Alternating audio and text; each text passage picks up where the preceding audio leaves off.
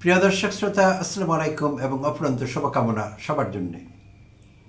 সম্প্রতি বাংলাদেশ ব্যাংকের মুখপাত্র এবং নির্বাহী পরিচালক জনাব আরিফ হোসেন খান দমভক্তি করে বলেছিলেন, রাজপথের আন্দোলনে বাংলাদেশ ব্যাংকের সিদ্ধান্ত বদলায় না।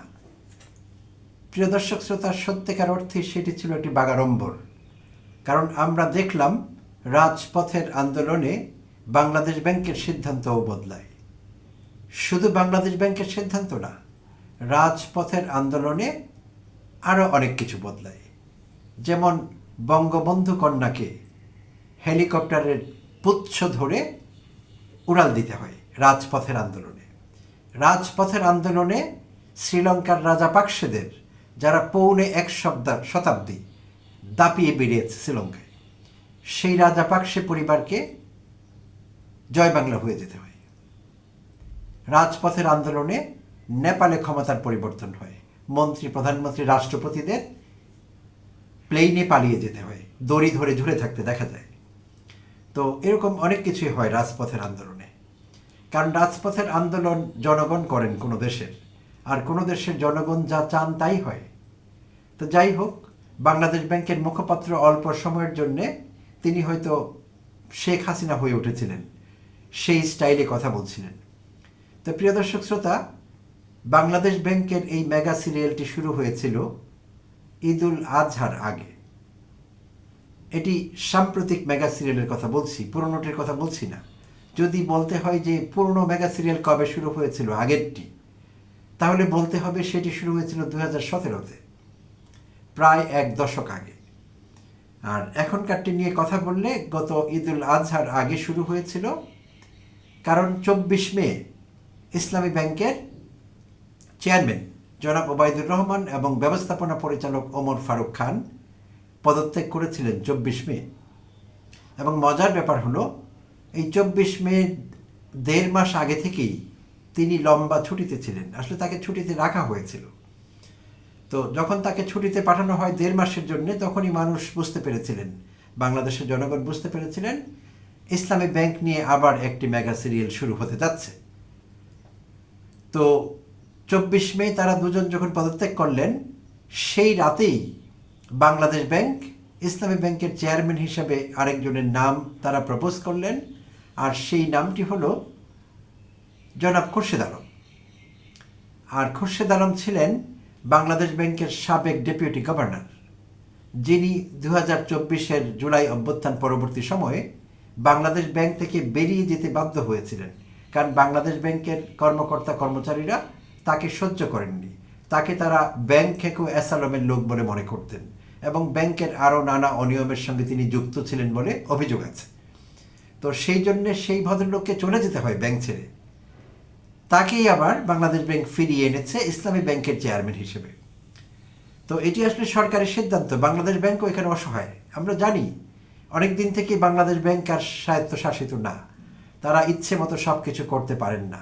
হাসিনা তাদের সেই মাজা কোমর ভেঙে দিয়ে গেছেন। তো সেই ধারাবাহিকতায় বিএনপি সরকারও তাদেরকে ম্যানিপুলেট করবে তাদের ইচ্ছে মতো, এটি স্বাভাবিক। আর সরকারের ইশারায় এই কাজটি হয়েছে। অনাকাঙ্ক্ষিত প্রত্যাখ্যাত সেই ব্যক্তিকে, খুরশেদ আলমকে, ইসলামী ব্যাংকের চেয়ারম্যান বানানো হয়।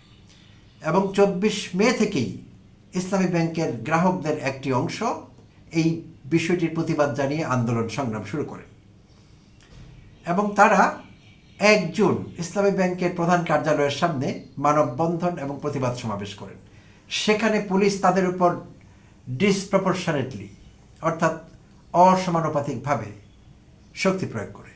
তাদের উপর লাঠিচার্জ করা হয়, তাদেরকে জল কামান দিয়ে পানি ছেটানো হয়, তাদের গায়ে সাউন্ড গ্রেনেড ফুটানো হয়, অনেক কিছু করা হয় সেখানে। কিন্তু বন্ধ হয়নি। সচেতন গ্রাহক ফোরাম নামে ইসলামী ব্যাংকের গ্রাহকদের একটি সংগঠন সেই 24 মে থেকে যে রাজপথে ছিলেন, তারা এখনও আছেন রাজপথে। তো প্রতিদিনই তারা আন্দোলন সংগ্রাম করে যাচ্ছিলেন ব্যাংকের সামনে। তাদের একটি দাবি যে ব্যাংকটিকে বাঁচাতে হবে। এই বিতর্কিত খুরশেদ আলমকে ব্যাংকের চেয়ারম্যান পদে তারা চাইছেন না, এবং গ্রাহক হিসাবে সে অধিকার তাদের আছে। তো যদিও সরকারিভাবে নানাভাবে বলা হচ্ছিল এরা আসলে ব্যাংকের গ্রাহক না, এরা জামায়াত ইসলামের কর্মী, এরা অন্য কেউ, এগুলো সব বাজে কথা ছিল। কারণ এখন কিছু লোক আবার কোনো উপায় নেই, কোনো গণমাধ্যমে এই কথা বলেনি তারা জামায়াত কর্মী, তারা কেউ ব্যাংকের গ্রাহক না, তারা সবাই ব্যাংকের গ্রাহক। হ্যাঁ, জামায়াত কর্মীও হতে পারে, এবং ইসলামী ব্যাংকের লক্ষ লক্ষ গ্রাহক আছেন যারা জামায়াত কর্মী, জামায়াত করেন, জামায়াত ইসলামের লোক, তারা, তাতে কিছু সমস্যা নেই। এমনকি অন্য ধর্মের লোকেরাও ইসলামী ব্যাংকের গ্রাহক। এখন কি বলবে সরকার? যাই হোক, তো কারণ বোধহয় এটি ছিল যে এই ব্যাংকটি ছিল সবচেয়ে শক্তিশালী বেসরকারি ব্যাংকের মধ্যে একটি ব্যাংক, যেই ব্যাংক আস্থা অর্জনে সক্ষম হয়েছিল। রোবাস্ট একটি ব্যাংকিং কার্যক্রম তারা চালাচ্ছিলেন বহু দশক থেকে, সে 1983-তে তাদের সৃষ্টির পর থেকে। তো সেই আস্থার কারণেই হয়তো অন্য ধর্মের লোকেরাও ইসলামী ব্যাংকে টাকা রাখেন। তো যাই হোক, তো তখন ওই যে 1 জুনের পর থেকে যখন রাজপথে আন্দোলন সংগ্রাম চলছিল, তখনই জনাব আরিফুর রহমান এই দমভক্তি করেছিলেন, রাজপথের আন্দোলনে বাংলাদেশ ব্যাংকের সিদ্ধান্ত পাল্টায় না। তো প্রিয় দর্শক শ্রোতা, 3 সপ্তাহ হয়ে গেল কোরবানির ঈদের বা ঈদুল আজহার পর। এই 3 সপ্তাহে আরও কিছু ডেভেলপমেন্ট হয়েছে। আন্দোলন সংগ্রাম চলছিল একই সঙ্গে, সরকার কিংবা বাংলাদেশ ব্যাংক, কেন্দ্রীয় ব্যাংক অনড় ছিলেন কর্তৃপক্ষ, তারা চেয়ারম্যান পাল্টাবেন না, এই চেয়ারম্যানই থাকবে। একটি দড়ি টানাটানি চলছিল, সোজা কথা। তো এর মধ্যে যা ঘটেছে, আস্থার সংকট দেখা গিয়েছে ইসলামী ব্যাংকে গ্রাহকদের মধ্যে। ফলে একটি বড় সংখ্যক গ্রাহক তাদের বড় অঙ্কের টাকা ব্যাংক থেকে গত 2 সপ্তাহে তুলে নিয়েছেন, এবং সেই টাকাটির পরিমাণ 5,000 কোটি টাকারও বেশি। এটি ব্যাংকের হিসেব। তো ফলে ইসলামী ব্যাংক সম্প্রতি তারল্য সংকটে পড়ে, এবং বাংলাদেশ ব্যাংকার্স অ্যাসোসিয়েশন এই বিষয়ে বিবৃতি দেয়, তারা সক্রিয় হয়ে ওঠে এবং তারা সরকারের কাছে দাবি জানায় এই বিষয়ে একটি আপোষ রফায় আসবার জন্য। না হলে ইসলামী ব্যাংকের এই যে সমস্যাটি, সেটি অন্য ব্যাংকিং সেক্টর, অন্য ব্যাংকগুলোকেও এফেক্ট করবে নেতিবাচকভাবে, এবং সার্বিকভাবে ব্যাংকিং কার্যক্রমে অচল অবস্থা তৈরি হবে। তো সব কিছু বিবেচনায় সরকারের বোধহয় শুভ বুদ্ধির উদয় হতে শুরু করেছে সরকারের মধ্যে। আর সেটি হলো, আমরা দেখলাম গত সপ্তাহেই ইসলামী ব্যাংক বাংলাদেশ ব্যাংকের কাছে 10,000 কোটি টাকা ঋণ চাইল, কারণ তারা তারল্য সংকটে পড়ে গেছে। 5,000 কোটি বেশি টাকা গ্রাহকরা উঠিয়ে নিয়েছে, এবং এটিএম বুথগুলোতে টাকা ছিল না, টাকা পাওয়া যাচ্ছিল না, এই অভিযোগ এসেছে গণমাধ্যমে।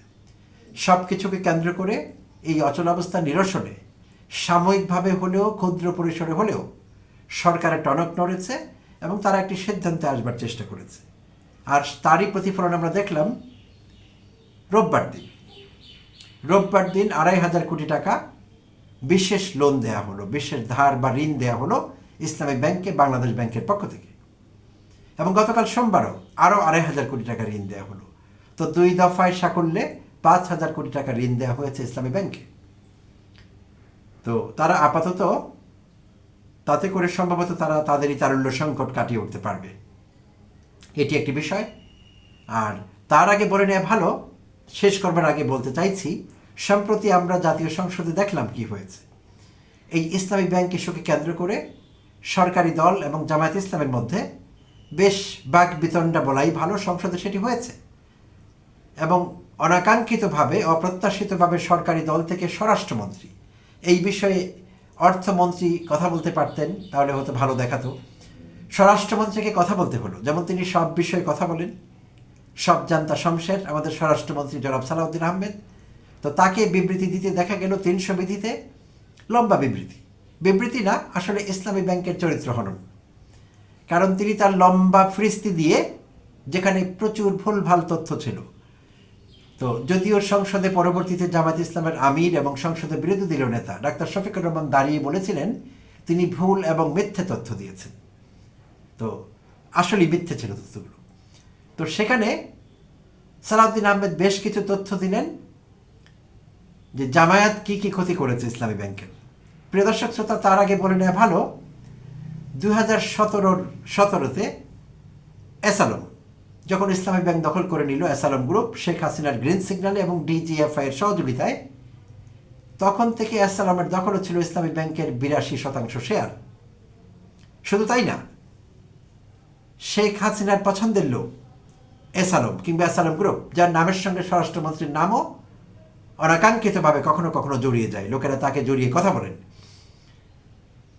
তো সেই অ্যাসালম গ্রুপের 67 জনের বিরুদ্ধে, অ্যাসালম সহ চেয়ারম্যান 67 জনের বিরুদ্ধে দুদকের মামলা ছিল, এবং সেই মামলাটি ছিল এই 67 জন মিলে 10,000 কোটি টাকা ইসলামী ব্যাংক থেকে পাচার করে দিয়েছেন তারা। দুদকের মামলা, এটি জামাত ইসলামের মামলা না। তো এইভাবে অ্যাসালমের দখলে ছিল ইসলামী ব্যাংক 2017 থেকে শুরু করে 2024-এর 5 আগস্ট পর্যন্ত। তো 2024-এর 5 আগস্ট জুলাই আন্দোলন কিংবা অভ্যুত্থানের পর অন্তর্বর্তীকালীন সরকার ডক্টর ইউনূসের ইসলামী ব্যাংকের পরিচালনা পর্ষদ আবার রিফর্ম করেন, পুনর্গঠন করেন।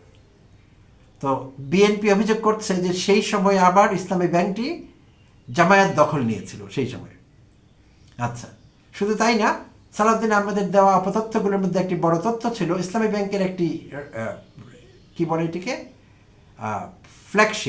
ফ্ল্যাগশিপ প্রোগ্রাম আছে, আরডিএস, রুরাল ডেভেলপমেন্ট স্কিম, পল্লী উন্নয়ন পরিকল্পনা কিংবা কর্মসূচি। তো এই আরডিএস আছে ইসলামী ব্যাংকের 1995 সন থেকে পল্লী অঞ্চলে ক্ষুদ্র ঋণ দেন তারা দারিদ্র্য বিমোচনে। তো এই আরডিএস এর বিষয়ে কিছু ভুল তথ্য স্বরাষ্ট্রমন্ত্রী দিলেন। সেই তথ্যগুলো হলো যে 22,000 কোটি টাকা আরডিএস এর অধীনে বিতরণ করা হয়েছে, আর ত্রয়োদশ জাতীয় সংসদ নির্বাচনের আগে দেওয়া হয়েছে 11,000 কোটি টাকা, যেটি জামায়াতকে নির্বাচনী বৈতরণী পার হতে সাহায্য করেছে। 22,000 টাকা বিতরণের অভিযোগ তিনি এনেছেন অন্যান্য অভিযোগের মধ্যে। তো এখন ইন্টারেস্টিংলি পরদিনই আমার দেশের ইকোনমিক রিপোর্টার একটি ইনভেস্টিগেটিভ রিপোর্ট করলেন, একটি অনুসন্ধানী প্রতিবেদন প্রকাশ করলেন বিশাল ব্যাংকের অ্যানুয়াল রিপোর্ট ছেপে 2025-এর 2024-এর অ্যানুয়াল রিপোর্ট থেকে তথ্য দিলেন। এর বাইরে আর কোনো কথা নেই, ফুল স্টপ। সালাউদ্দিনের মতো 10 জন সংসদে দাঁড়িয়েও বকবকানি করলে কোনো লাভ হবে না, কারণ ব্যাংকের অ্যানুয়াল রিপোর্ট যে তথ্য দিয়েছে সেটাই ফাইনাল। তো ব্যাংকের 2024-25 অ্যানুয়াল রিপোর্ট থেকে উদ্ধৃতি দিয়ে দেখিয়ে দিলেন আরডিএস প্রোগ্রামের আওতায় 6,000 কত কোটি টাকা, যেন 7,000 কোটির কাছাকাছি বিতরণ করা হয়েছে, 22,000 কোটি না। আর 11,000 কোটির কোনো তথ্য নেই, কাকে দেওয়া হয়েছে, কে দিয়েছে, কোনো কিছুই সেখানে নেই, এমন কোনো বক্তব্যই সেখানে নাই অ্যানুয়াল রিপোর্টে ব্যাংকের। এবং বলা হয়েছে সেটিরও 97 থেকে 98% লোন রিকভারি আছে। সো একেবারেই বিপরীত কথা সালাউদ্দিন আহমেদের তথ্যে। তো যাই হোক, আসলে তারা প্রমাণ করবার চেষ্টা করছিলেন যে অ্যাসালম থেকে রেহাই পেয়ে ব্যাংক আবার জামায়াত ইসলামের খপ্পরে পড়েছে, তারা হয়তো এই কথা বলবার চেষ্টা করেছিলেন। তাই তাদের এখন পালা, তাই তারা সম্প্রতি এই ইসলামী ব্যাংকের চেয়ারম্যান এবং এমডিকে তারা জোর করে চলে যেতে বাধ্য করে একজন বিতর্কিত ব্যক্তিকে, বাংলাদেশ ব্যাংকের ডেপুটি গভর্নরকে, তাকে চেয়ারম্যান বানালেন, যেটা গ্রাহকরা অ্যাকসেপ্ট করেনি। ব্যাংক তারল্য সংকটে পড়েছে। ফলে এখন বাধ্য হয়ে ব্যাংকে 2 দফায় পরপর 2 দিন 2,500 করে 5,000 কোটি টাকা তারা লোন দিলেন।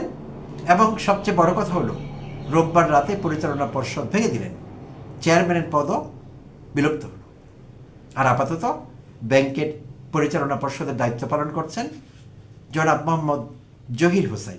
তিনি বাংলাদেশ ব্যাংকের একজন নির্বাহী পরিচালক, আপাতত তিনিই দায়িত্ব পালন করতে থাকবেন এবং পরিচালনা পর্ষদের ক্ষমতা তিনি অ্যাপ্লাই করবেন যেখানে প্রয়োজন। আরেকটি নতুন পরিচালনা পর্ষদ কিংবা সরকারের এই বিষয়ে পরবর্তী পর্ব মেগা সিরিয়ালের কি আসে সেটির উপর নির্ভর করবে। ধন্যবাদ প্রিয় দর্শক শ্রোতা।